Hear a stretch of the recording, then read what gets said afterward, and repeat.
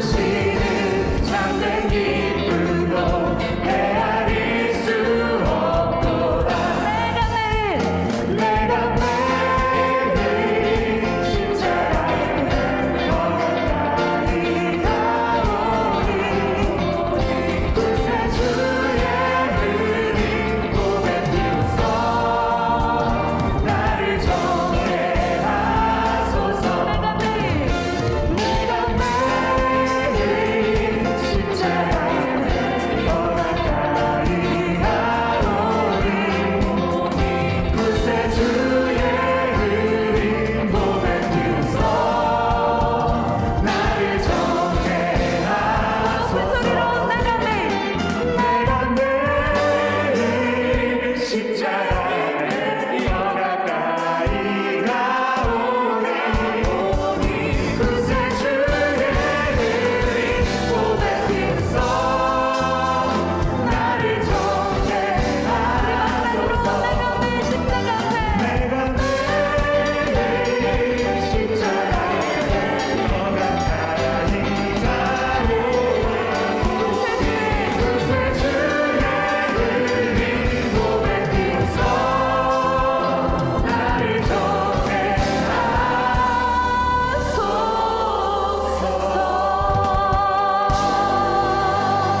우리를 정결케 하시는 예수님의 보혈을 찬양합시다. 아멘. 아멘. 우리 계속해서 고백할 때 변함이 없는 주님의 사랑을 노래하겠습니다.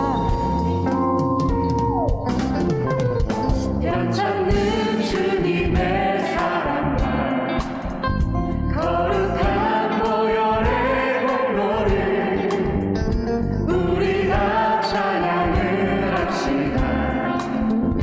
주님을 만나볼 때까지 이절로 고백할까요?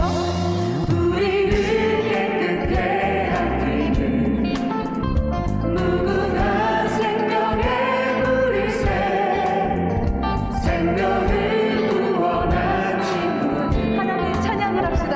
하나님 찬양을 합시다. 예수님 우리를 깨끗게 하시는 주시니 그 옆에 우리를 눈보다 더히게 하셨네. 주님의 거룩한 보혈을 날마다 입으로 간직해 담대히 싸우며 나가세 천국에 들어갈 때까지 예수는 우리를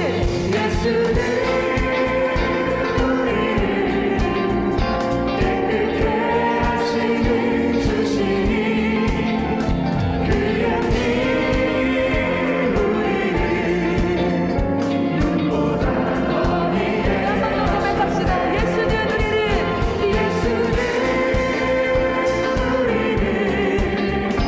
깨끗게 하시는 주시니 그 옆에 우리를 눈보다 더히게 하시네. 십자가 십자가 튼튼히 붙잡고 날마다 이기며 나가세 머리에 면류관 쓰고서 주 앞에 우리가 찬양하세 한 번 더 고백합시다. 십자가 튼튼히 십자가 튼튼히 붙잡고 날마다 이기며 나가세 머리에 면류관 쓰고서 주 앞에 찬양할 때까지 예수는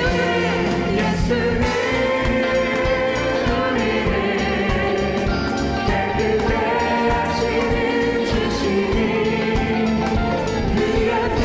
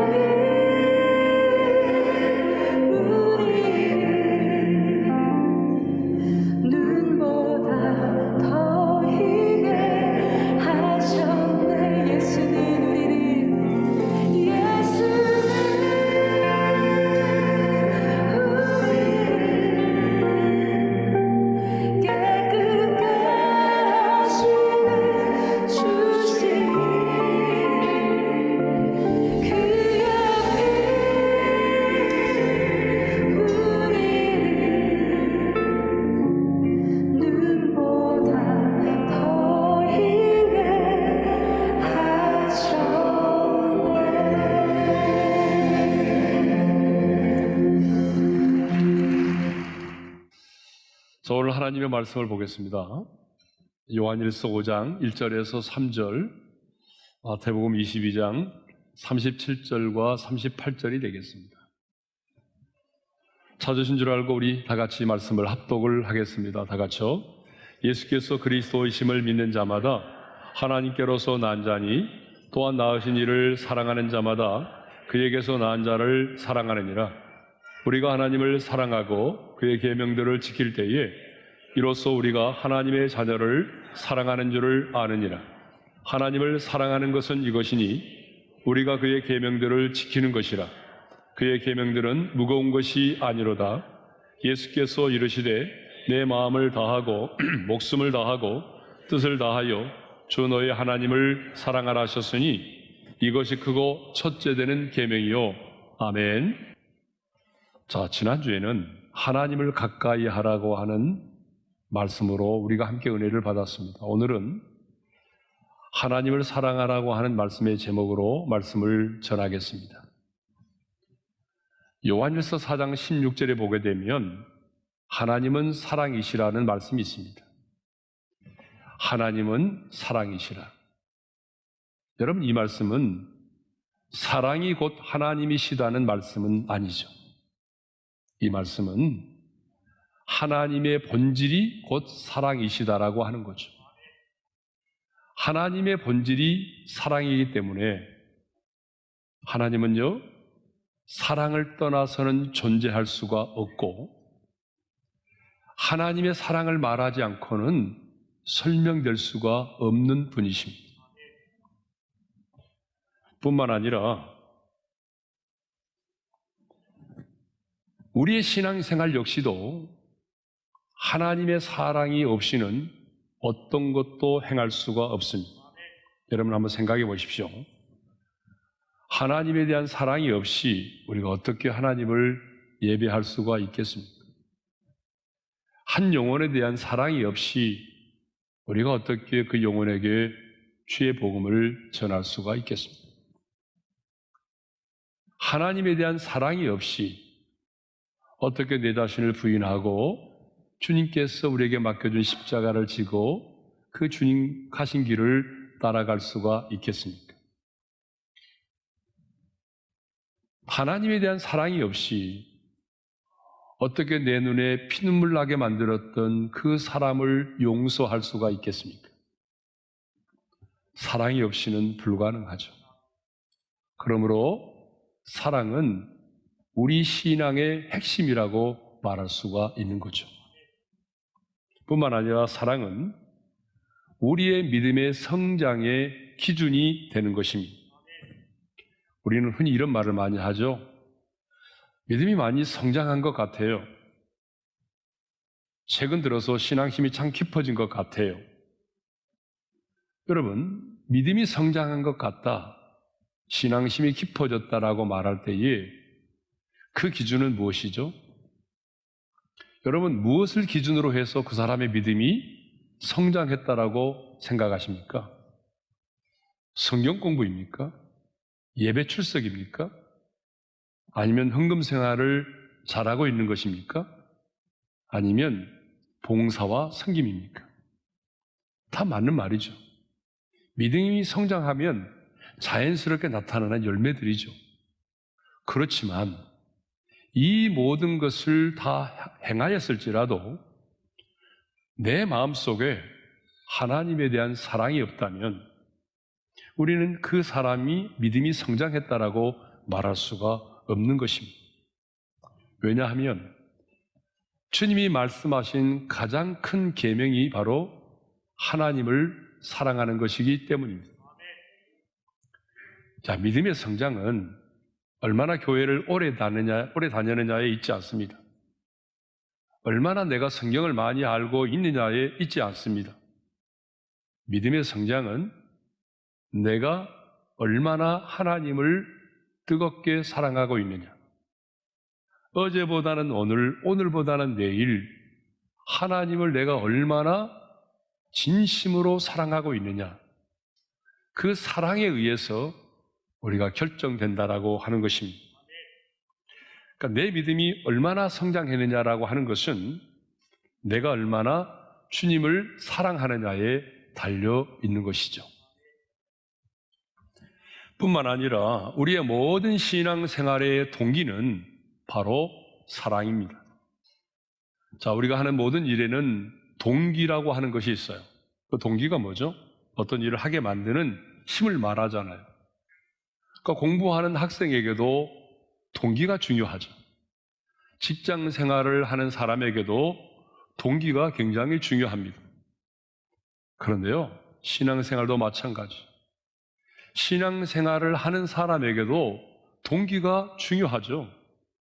그래서 정말 중요한 사람은요, 동기부여를 잘하는 사람이에요. 예? 훌륭한 부모가 누구예요? 훌륭한 선생님이 누굽니까? 동기부여를 잘하는 사람입니다. 자, 그렇다면 여러분의 신앙생활의 동기는 무엇입니까? 신앙생활의 동기는요, 하나님에 대한 사랑이어야 할 줄로 믿습니다. 신앙생활은 취미가 아니에요. 신앙생활은 여가선용이 아닙니다. 신앙생활은 내 자신을 부인하는 것이고요, 주님께서 내게 맡겨준 그 십자가를 지고 주님 가신 길을 따라가는 것이 신앙생활입니다. 그런데 주님에 대한 사랑이 없이 내가 어떻게 내 자신을 부인할 수 있다는 말입니까? 주님에 대한 사랑이 없이 어떻게 그 십자가를 지고 그 길을 따라갈 수가 있겠습니까? 그래서 우리의 모든 신앙생활의 동기는 바로 하나님에 대한 사랑인 것이죠. 그래서 부활하신 주님은요, 사명을 잃고 다시 갈릴리 바다로 돌아가서 물고기를 잡고 있던 베드로에게 이렇게 물으셨습니다. 요한의 아들 시몬아, 내가 나를 사랑하느냐? 한 번도 아니라 3번에 걸쳐서 물으셨습니다. 주님은 베드로에게, 베드로야, 너 건강하느냐? 너 믿음이 그 정도밖에 되지 않느냐? 아니면 네가 뭐 업으로서의 지식이 있느냐? 이런 걸 묻지 않으셨어요. 주님이 베드로를 찾아가 물으셨던 것은 네가 나를 정말로 사랑하느냐?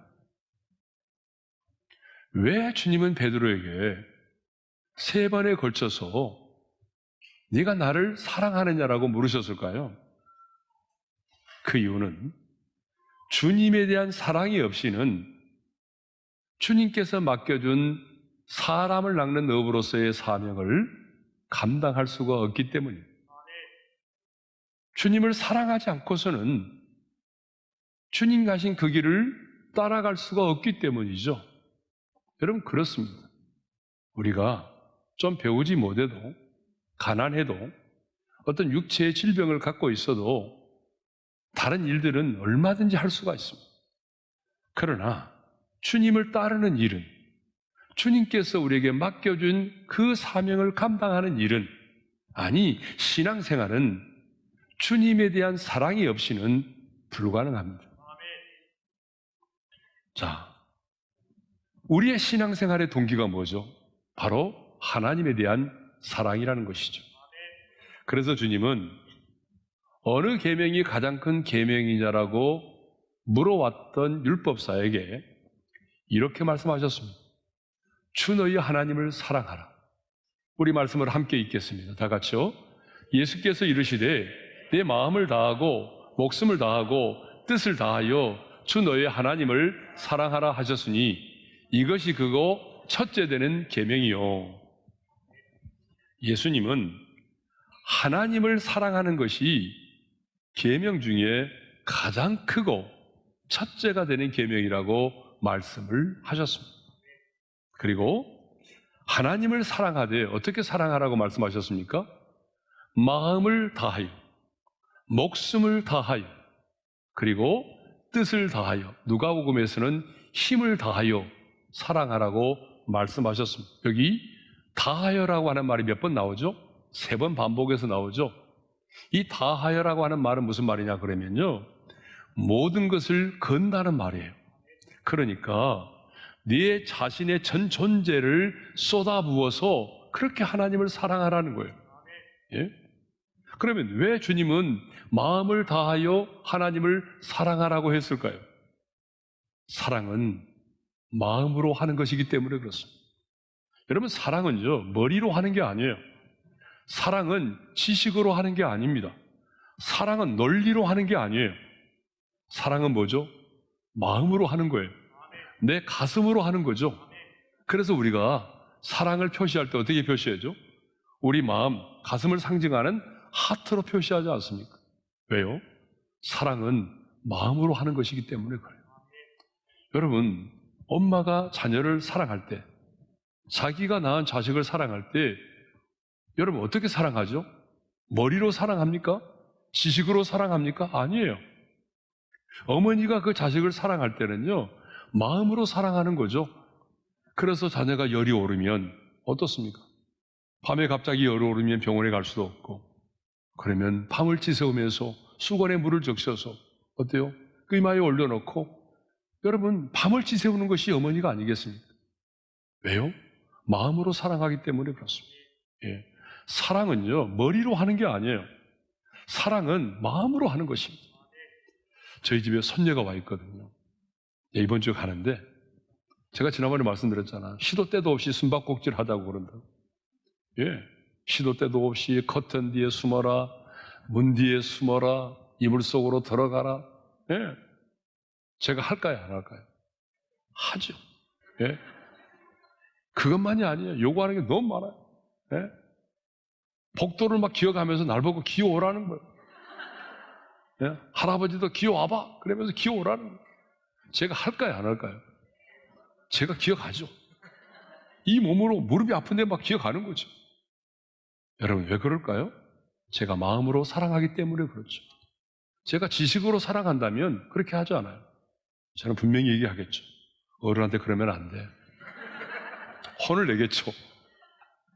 여러분, 사랑이라고 하는 것은요, 지식으로 하는 게 아니에요. 머리로 하는 게 아니에요. 마음으로 하는 것입니다. 근데 우리 하나님 우리에게 요구하는 게 뭐죠? 너 지식으로 나를 사랑하지 마. 사랑은 논리로 하는 게 아니에요. 너의 마음으로, 마음을 다하여 하나님을 사랑하라는 것입니다. 여러분, 마음을 다하여 하나님을 사랑할 수 있기를 바랍니다. 왜 하나님은 목숨을 걸고 사랑하라고 하셨을까요? 여러분, 진정한 사랑은요, 진정한 사랑은 목숨을 걸고 하는 것이기 때문에 그렇습니다. 우리 주님이 그렇게 우리를 사랑하셨습니다. 주님은 우리를 사랑하시되, 여러분, 시시하게 사랑하지 않았습니다. 적당하게 우리를 사랑하지 않으셨습니다. 주님은 우리를 사랑하시되 십자가에서 자신의 생명을 내어주시면서까지 우리를 사랑하셨습니다. 진짜 사랑은 생명을 거는 것입니다. 여러분, 진짜 사랑은 생명을 걸고 하는 것입니다. 그러니까 내가 생명을 걸고 사랑하지 아니할 바에는 사랑을 하지 않는 게 좋습니다. 여러분, 진정한 사랑은 생명을 거는 것이죠. 사도 바울이 그렇게 주님을 사랑했습니다. 그래서 바울이요, 예루살렘에 올라가겠다고 할 때에 주변에 사람들이 말렸어요. 가지 말라고, 위험하다고. 그럴 때에 바울이 이렇게 말하면서 예루살렘을 올라갑니다. 우리 다 같이 보겠습니다. 다 같이요.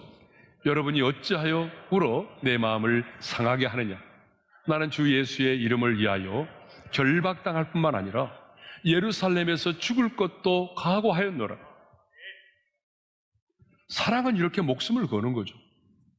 그러니까 예수도 역시 자기 백성을 사랑했기 때문에 죽으면 죽으리라고 하는 그런 일사각오의 신앙을 가지고 당시의 법을 어기면서까지 아수에로 왕에게 나아갔던 것입니다. 사랑은 목숨을 걸고 하는 것입니다.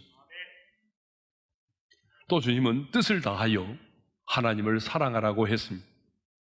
이 말은 무슨 말인가 하면은 온 정성과 온 마음과 내 의지를 다 동원해서 사랑하라는 거죠.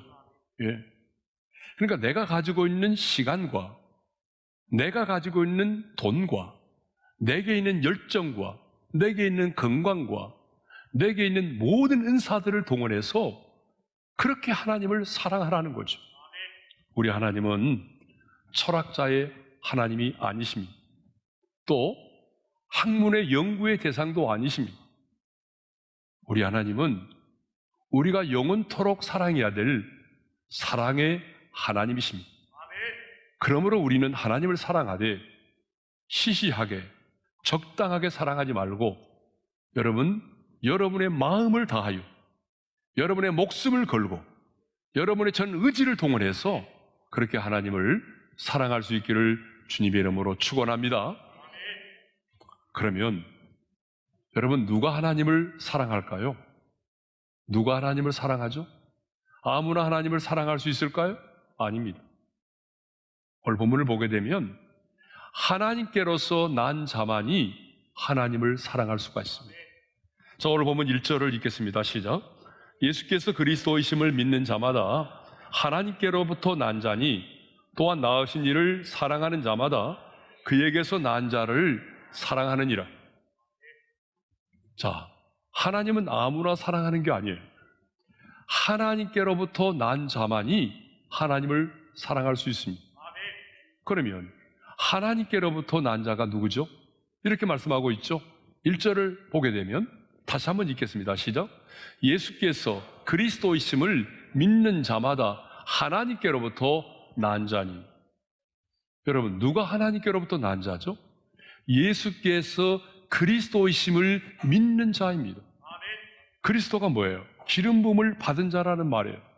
이 말은 무슨 말인가 하면 인간의 몸을 입고 이 땅에 오신 그 예수님이 우리를 구원하실 메시아라는 사실이에요.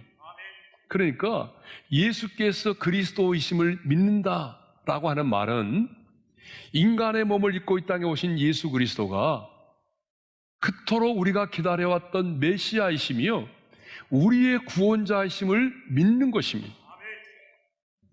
그렇다면 여러분, 정말 여러분에게 묻겠습니다. 여러분은 예수를 그리스도로 믿고 계십니까? 예수께서 그리스도이심을 믿으십니까? 예수님이 나의 구원을 위해서 이 땅에 오셨고 그 예수님이 십자가에서 내 모든 죄와 허물을 담당하시고 죽으시고 부활하셨음을 믿으십니까? 정말 여러분이 그 예수를 그리스도로 믿으신다면요, 여러분들은 여러분의 연약함과는 상관없이 주변 사람들의 평가와는 상관없이 여러분은 누가 뭐라 해도 하나님께로부터 난 자입니다. 정말 여러분 하나님께로부터 난 자이십니까? 하나님께로부터 난 자라면 우리 확신을 가지고 크게 아멘 합시다. 하나님께로부터 난 자예요. 자, 그러면 왜 예수를 믿고 구원받음을 하나님께로부터 난 자라고 그렇게 말씀하고 있을까요? 그것은 예수의 생명으로 내가 다시 태어나기 때문에 그렇습니다. 여러분, 우리가 예수를 믿고 영접하면 우리는 예수님의 생명으로 본어게인 다시 태어나게 되는 것입니다. 성경은 이것을 뭐라고 말하죠? 새로운 피조물이라고 말하고 거듭남이라고 말합니다. 그래서 예수님께서는 니고데모에게 말씀하실 때에 사람이 거듭나지 아니하면 하나님의 나라를 볼 수도 없고 하나님의 나라에 들어갈 수도 없다라고 말씀하셨습니다. 우리 함께 말씀을 읽겠습니다. 다 같이 시작. 진실로 진실로 내게 이르노니 사람이 거듭나지 아니하면 사람이 물과 성령으로 나지 아니하면 하나님의 나라에 들어갈 수 없느니라. 자, 이 거듭난다는 말은요, 이 거듭난다는 말은 문자 그대로 해석하게 되면은 이로부터 난다는 그런 말이에요. 그러니까 땅에서 태어나는 것이 아니고 이로부터 난다는 말이 거듭난다는 말이거든. 그러면 왜 우리는 다시 태어나야 할까요? 왜 우리는 예수의 생명으로 또 한 번 태어나야 할까요? 그것은 아담의 후손으로 태어난 내 영혼이 허물과 죄로 이미 죽어 있기 때문입니다. 그렇습니다. 자, 우리는 부모를 통해서 이 땅에 태어났어요. 그렇죠? 부모를 통해서 태어나지 않는 사람은 아무도 없습니다. 부모님이 우리에게 생명을 주셨어요. 그런데 부모님을 통해서 물려받은 우리의 생명은 어떤 상태죠? 영적으로는 이미 죽어 있는 상태였고, 육체적으로는 몇 년을 살다가 죽을지 모르지만 어떻든 이 땅을 살다가 어느 날인가 죽게 되어 있습니다.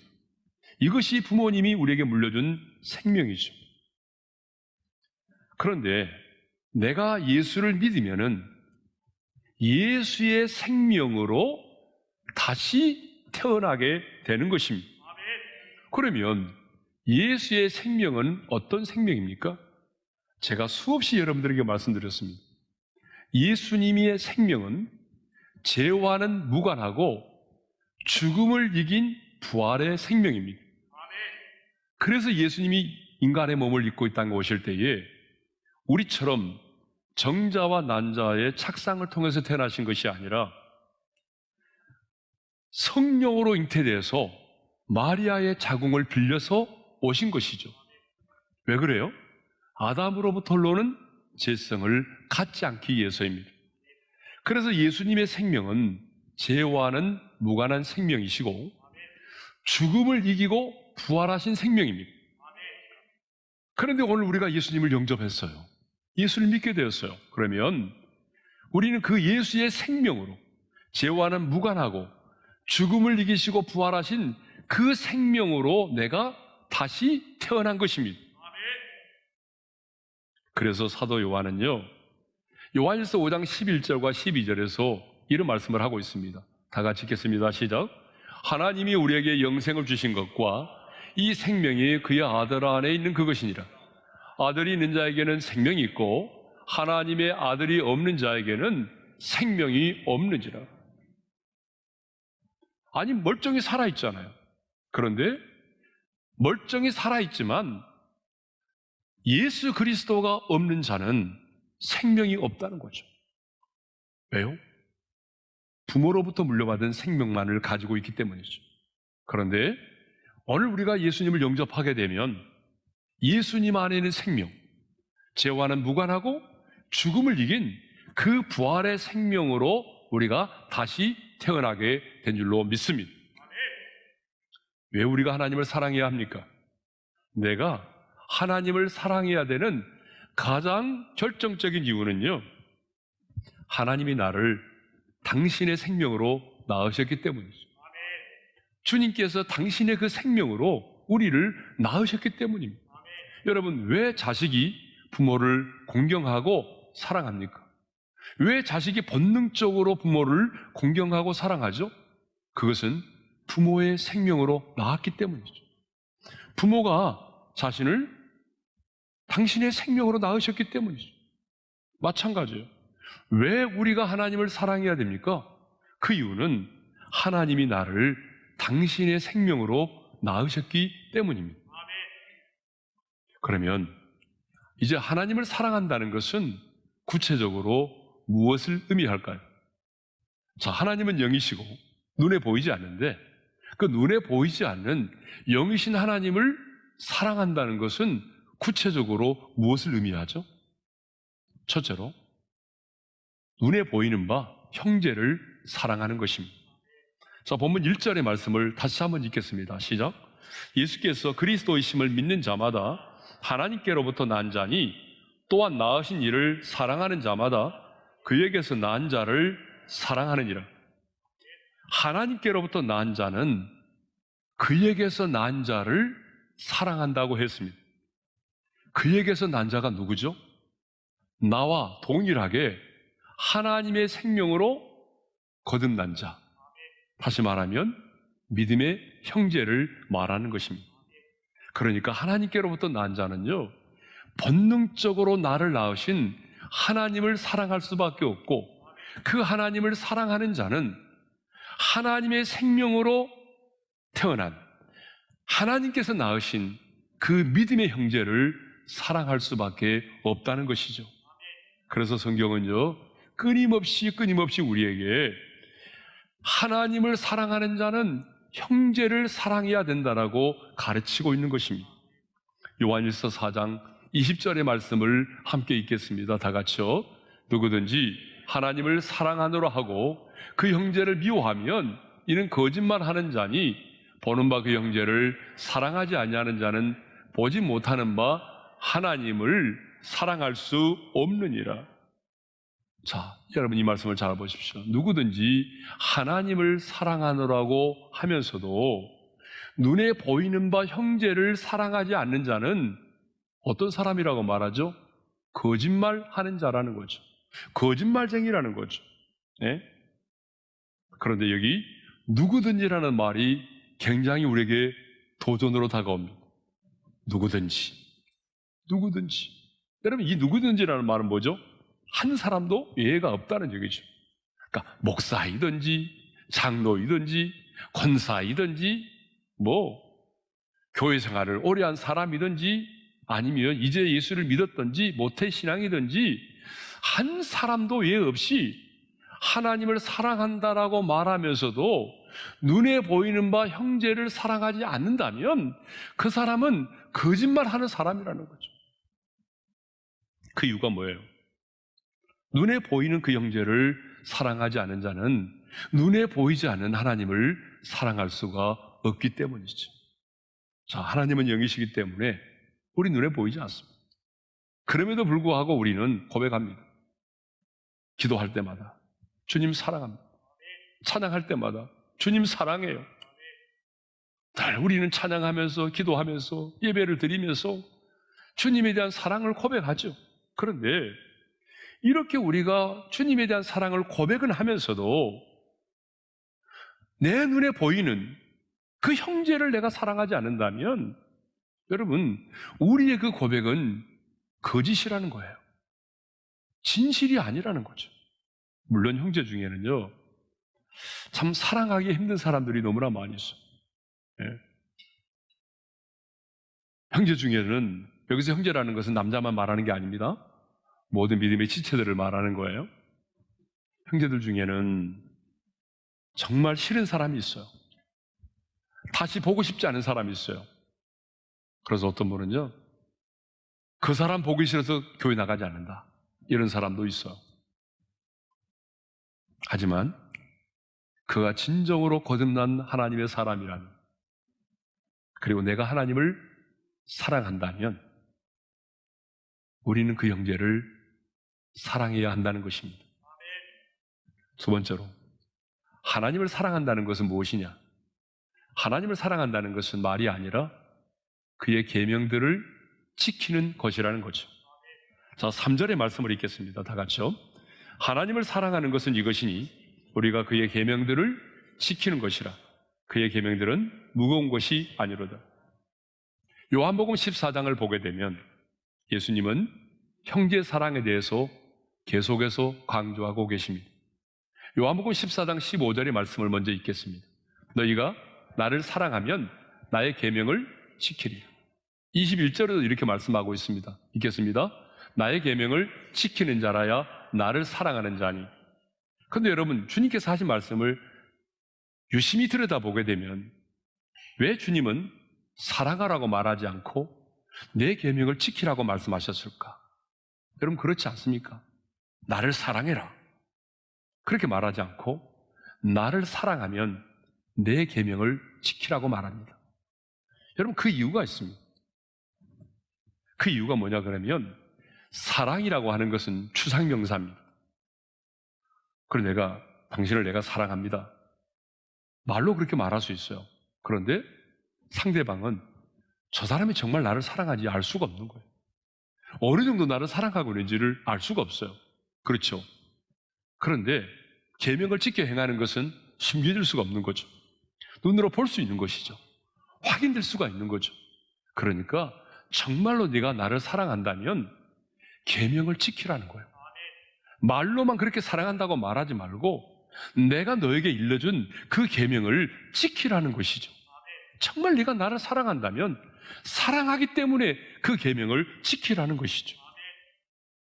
그런데 많은 사람들은요 이 계명을 지키는 것을 너무 힘들고 어렵다고 생각합니다. 물론 계명을 지키기 위해서는요, 물질적인 손해도 감수를 해야 돼요. 여러분 그러지 않아요? 하나님의 말씀대로 살려고 하니까 내가 손해를 보아야 할 때가 있어요. 또 하나님의 말씀, 계명을 지키려고 하다 보게 되면 절친한 친구와도 결별을 할 수가 있어요. 그렇죠? 또 내가 하나님의 말씀, 이 계명을 지키려고 하다 보게 되면은 내가 좋아하는 취미 생활도 바꾸어야 할 때도 있어요. 심지어는요, 어떤 경우도 있어요. 하나님의 계명을 지키기 위해서 내가 다니던 직장도 그만두어야 할 때도 있어요. 왜요? 그 직장에서 하는 일이 계속해서 하나님을 거역하는 일이라든지 범죄를 양산하는 일이라고 한다면 내가 하나님의 계명을 지키기 위해서는 그 직장도 하는 일도 내려놓아야 되겠죠. 그러니까 우리 입장에서 보게 되면 하나님의 계명을 지킨다는 것이 힘들고 어렵게 보입니다. 그런데 그럼에도 불구하고 오늘 하나님의 말씀을 보게 되면 하나님은 이렇게 말씀하십니다. 어렵지 않아. 절대로 어렵지 않아. 제 말이 아니죠. 다시 본문으로 돌아갑니다. 3절의 말씀을 읽겠습니다. 시작. 하나님을 사랑하는 것은 이것이니 우리가 그의 계명들을 지키는 것이요 그의 계명들은 무거운 것이 아니로다. 그의 계명들은 무거운 것이 아니다라고 말합니다. 여러분, 무거운 것이 아니라는 말이 무슨 말입니까? 여러분, 어렵지 않다는 얘기죠. 그의 계명들을 지키는 게 그렇게 어렵지 않다는 거예요. 근데 모세도 그렇게 말했어요. 여러분, 모세도요, 신명기 30장 11절에서 이렇게 말하고 있어요. 함께 읽겠습니다. 다 같이요. 내가 오늘 내게 명령한 이 명령은 내게 어려운 것도 아니요 먼 것도 아니라. 아니, 우리는 이게 무겁다라고 말하고 이 명령을 지키며 산다는 게 힘들다라고 말하는데, 어렵다고 말하는데, 오늘 하나님은요 우리에게 말씀합니다. 어렵지 않아, 무거운 게 아니야 라고 말씀하신다는 거죠. 그런데 그 이유를 말씀하십니다. 왜 하나님은 이렇게 말씀하실까? 우리는 어렵다고 생각하는데 왜 하나님은 어렵지 않다라고 말씀하실까? 그 이유를 우리가 알아야 돼요. 성경은 그 이유를 이렇게 말하고 있어요. 신명기 30장 14절의 말씀입니다. 읽겠습니다. 시작. 오직 그 말씀이 내게 매우 가까워서 내 입에 있으며 내 마음에 있은즉 내가 이를 행할 수 있느니라. 하나님의 말씀이 내게 가까이 와 있으면, 하나님의 말씀이 내 마음에 있으면, 하나님의 말씀이 내 입에 있으면 이 명령은 어렵지 않다는 거예요. 이 계명 지키는 게 어렵지 않다는 거예요. 그러니까 결국 이 말씀은 다른 말로 반대로 하면 뭐죠? 하나님의 말씀이 내 마음과 내 입술에서 떠나 있으면 이 계명은 무거운 것이 될 수밖에 없다는 얘기죠. 하나님의 말씀과 하나님의 말씀이 내 마음과 입에서 멀리 떨어져 있으면 이 계명을 지키기가 어렵다는 얘기죠. 그러니까 중요한 게 뭐죠? 중요한 것은 하나님의 말씀이 내게 매우 가까이 있어야 한다는 거죠. 하나님의 말씀이 내 입과 내 마음에 가까이 있어야만 한다는 거죠. 그러면 여러분, 어떻게 하면 하나님의 말씀을 내게 가까이 있게 할 수 있을까요? 어떻게 하면 하나님의 말씀이 내 입술과 내 마음에 있게 할 수 있을까요? 여러분, 그것은 간단합니다. 하나님을 사랑하면 됩니다. 하나님을 사랑하면 되는 거죠. 네? 하나님을 사랑하면요, 그 어떤 계명도 무겁지 않아요. 여러분, 야곱을 보십시오. 야곱이 얼마나 간사한 사람입니까? 그런데 야곱이요, 자기가 사랑했던 라헬을 얻기 위해서 애삼촌 라반의 집에서 7년을 봉사를 했어요. 여러분, 7년을 양을 치면서 봉사한다는 게 쉬운 게 아니거든요. 그런데 이렇게 말하잖아요, 야곱이. 다 같이 읽겠습니다. 시작. 그를 사랑하는 까닭에 7년을 며칠같이 여겼더라. 내가 라헬이라는 그 여자를 사랑했기 때문에 그 여자와 결혼하기 위해서 7년을 섬겼는데 그 7년이라는 세월이 그냥 며칠처럼 여겨졌다는 거죠. 그 이유가 뭐예요? 사랑했기 때문이죠. 문제는 사랑입니다. 여러분, 사랑하면 힘들지 않아요. 사랑하면 짐으로 생각되지 않아요. 예? 사랑하면 그걸 의무로 생각하지 않아요. 사랑하는 사람이 보낸 편지는요, 휴지통에 한 번 읽고 버리지 않잖아요. 여러분, 사랑하는 사람이 여러분에게 보낸 편지라면 어떻습니까? 그 편지를 밤에도 읽고 그 다음날도 또 읽고 또 읽고 묵상하는 거잖아요. 어떤 마음을 가지고 이런 글을 썼을까? 또 묵상하면서 계속해서 그 편지를 읽는 거잖아요. 여러분, 우리에게 주어진 66권 성경 말씀이 하나님이 우리에게 보낸 사랑의 편지 아닙니까? 그러니까 이 사랑의 편지를 우리가 어떻게 하죠? 어제도 읽고 오늘도 읽고 또 암송하고 묵상하는 거 아니겠습니까? 우리는 지난주에 말씀이 곧 하나님이심을 함께 나눴습니다. 그렇습니다. 말씀이 곧 하나님이십니다. 그렇다면 하나님을 사랑하는 게 뭐겠어요? 말씀을 사랑하는 것이죠. 그래서 시편 기자는 이렇게 고백했습니다. 시편 119편 97절입니다. 다 같이요. 내가 주의 법을 어찌 그리 사랑하는지요. 내가 그것을 종일 작은 소리로 읊조리나요. 하나님의 말씀을 사랑하기 때문에 그 하나님의 말씀을 종일 작은 소리로 읊조린다고 그랬잖아요. 지난주에도 말씀드렸잖아요. 내 입에서 말씀이 떠나지 않도록 종알종알종알 거린다는 거잖아요. 그러면서 말씀을 묵상한다는 거 아니겠습니까? 여러분, 신앙생활은요, 마지 못해서 십자가를 지고 어쩔 수 없이 억지로 그 길을 따라가는 그 좁은 길을 걷는 것이 아닙니다. 여러분, 그게 신앙생활이 아닙니다. 과거 율법 아래 있었던 사람들은요, 고행을 하는 수도사들처럼 그렇게 신앙생활을 해왔습니다.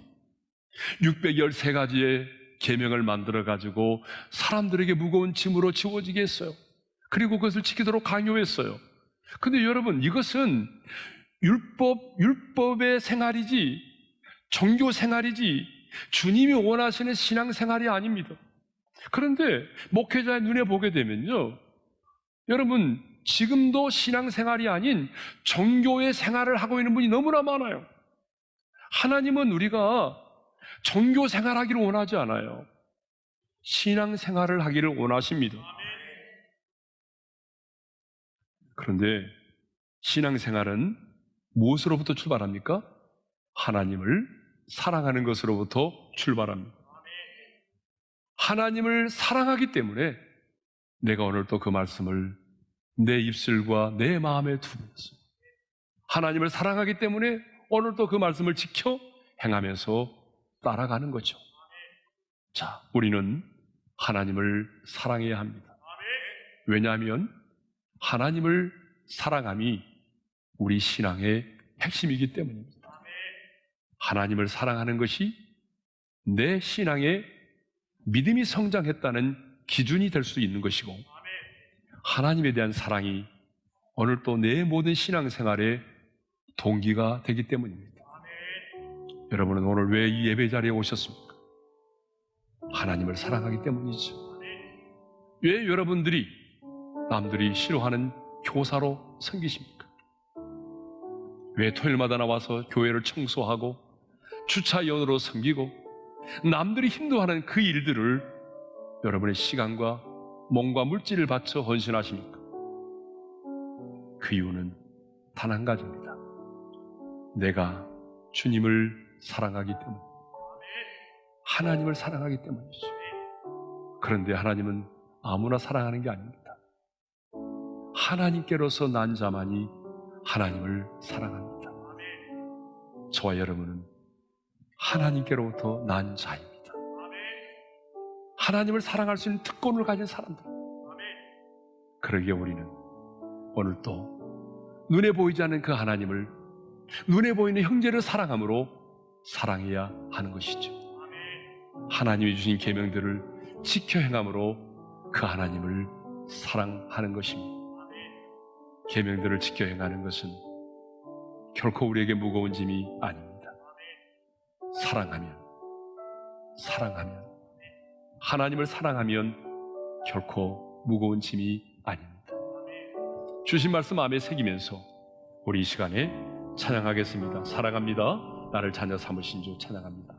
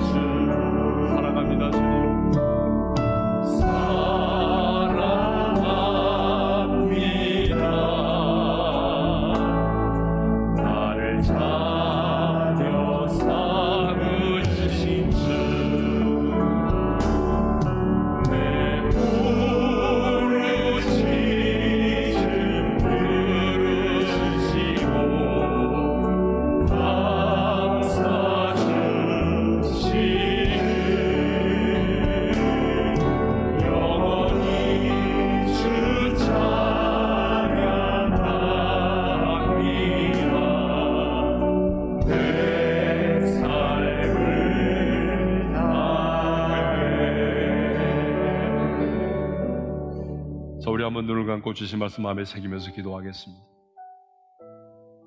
여러분, 정말로 하나님을 사랑하십니까? 하나님을 향한 사랑은 우리의 신앙의 핵심입니다. 내 믿음이 성장했다는 기준이 바로 하나님을 향한 사랑입니다. 우리의 신앙생활의 모든 동기도 바로 하나님에 대한 사랑입니다. 그래서 주님은 우리에게 말씀합니다.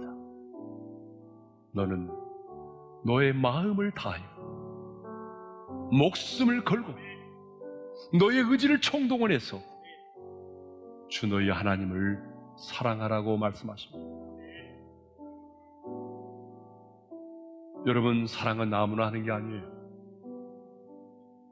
하나님께로서 난 자만이 하나님을 사랑할 수 있습니다. 저와 여러분, 예수께서 그리스도이심을 믿는 자이기 때문에, 하나님의 생명으로 다시 태어난 자이기 때문에 하나님을 사랑할 수 있는 영광스러운 특권을 가진 사람들입니다. 그렇다면 이제 우리는 눈에 보이지 않는 그 하나님을 사랑해야 되지 않겠습니까? 어떻게? 눈에 보이는 바 하나님께서 낳으신 그 형제를 사랑함으로, 하나님이 주신 계명들을 지켜 행함으로 하나님을 사랑해야 합니다. 제가 언젠가도 말씀드렸듯이 캐나다에 패드스톤이라고 하는 믿음 좋은 자매가 있었습니다. 이 자매가 설암에 걸렸습니다. 혀를 절단해야 됩니다. 의사가 그 자매의 혀를 절단하기 전에 묻습니다. 이제 당신의 혀를 절단하면 당신은 이제 말을 할 수가 없는데, 이 혀를 절단하기 전에 당신이 마지막으로 할 수 있는 말을 하십시오. 당신이 마지막으로 할 수 있는 말은 무엇입니까? 그때 이 자매는 머뭇거리지도 않고 이렇게 말했습니다. 주님, 제가 당신을 사랑합니다. 여러분, 이 고백은 하나님의 사랑을 받은 우리가 이 땅에서 주님께 드릴 수 있는 최고의 고백인 것입니다. 신앙생활을 얼마나 했느냐가 중요한 것이 아니고 내가 얼마나 주님을 사랑하느냐가 중요한 것입니다. 주신 말씀 붙들고 오늘도 우리가 부르짖어 기도하지 않겠지만, 주님, 이전보다 주님을 더 사랑하고 싶습니다. 하나님의 말씀이 내 입술에, 하나님의 말씀이 내 마음에 있게 해주셔서 종일 주야로 말씀을 읊조리며 묵상하게 하셔서 하나님의 계명을 지키는 것이 더 이상 내게 무거운 짐이 되지 않도록 도와주시고, 이전보다 주님을 더욱 사랑하는 자가 되게 해달라고 우리 함께 기도할까요? 기도하겠습니다. 하나님 아버지, 감사합니다. 오늘 또 우리에게 귀한 말씀을 주셔서 감사합니다. 마음을 다하고 목숨을 걸고 나의 전 의지를 동원해서 그렇게 하나님을 사랑할 수 있도록 성령 하나님 도와주십시오. 어제보다는 오늘, 오늘보다는 내일 더 주님을 뜨겁게 사랑하게 도와주시고, 주님에 대한 이 사랑이 나의 신앙의 동기가 되게 해주시고, 그래서 어제보다는 오늘 더욱 내 믿음이 성장할 수 있도록 도와주시기를 원합니다. 하나님, 눈에 보이지 않는 하나님을 눈에 보이는 바 형제를 사랑함으로 사랑할 수 있기를 원합니다. 하나님, 눈에 보이는 바 그 형제가 하나님 내 마음에 합한 자는 아닐지라도 하나님께로서 또 난 자이기 때문에 나도 하나님의 사랑을 받은 자로서 믿음의 형제를 사랑할 수 있도록 도와주시고, 하나님이 내게 주신 계명들을 지켜 행할 수 있도록 성령님 은혜를 베풀어 주십시오.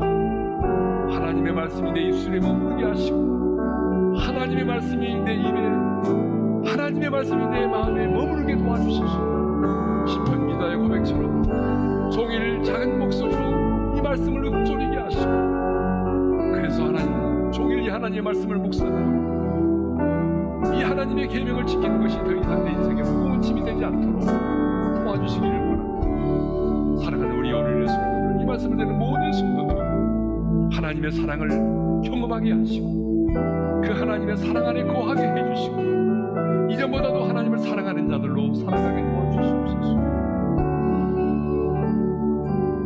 이제는 우리 주 예수 그리스도의 은혜와 하나님 아버지의 영원한 그 사랑하심과 성령님의 감동, 감화, 교통, 인도하심, 이전보다도 하나님을 뜨겁게 사랑하기를 원하는 모든 성도들 위해 이제로부터 영원토록 함께 하시기를 축원하옵나이다. 아멘.